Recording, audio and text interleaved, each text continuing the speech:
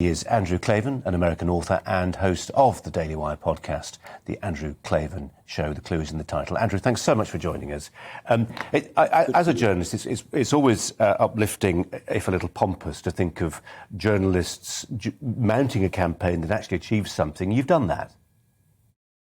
Yes, and I have to give all the credit goes to Jeremy Boring, the CEO of the Daily Wire. He's the guy who took the risk, took the hit, him and Ben Shapiro, but we were all absolutely thrilled at the outcome and absolutely thrilled to be part of the fight because, as the justices said, if the government is allowed, without making any law, but simply through unelected bureaucracy, to impose mandates on businesses, then everything will become an emergency. And this is not a guess. We already know this to be true. Democrats have declared racism an emergency. They've declared the weather an emergency. They're full of emergencies, and they have a saying among the Democrats that you shouldn't let a crisis go to waste, meaning whenever there's a crisis, you can use that to impose more government regulations, more government control. And so we knew that if COVID, which is a genuine pandemic, and I'm not belittling it, but we knew that if in an emergency they were to be given the absolute power to do anything they want through bureaucratic means, not through legislative means,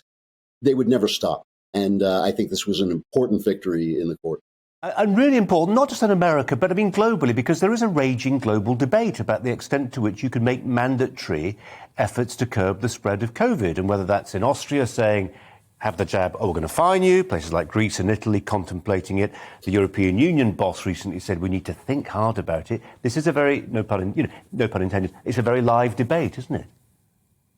It is, and I think when you look at it, and I want you to know that I'm vaccinated. I'm not somebody, as I say, who belittles this situation. But I think when you look at it, the disease has caused about 15% of the misery that we've experienced, and the governments have caused about 85%.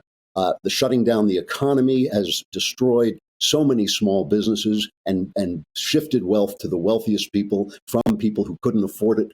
Closing schools has been a psychological disaster to our children. Masking children has been an absolute act of brutality. So much of the misery that has come out of this pandemic is not because of the pandemic. It's because of government action. And every time I see a newspaper headline saying, the pandemic has caused this in the economy or that in businesses or that in psychology, it's really not the pandemic that's causing it. It's government ineptitude and the fact that the governments of the West have not dealt with us like a free people, informing us of what they know and asking us to do what they thought was best. They've instead tried to cram their regulations down our throats.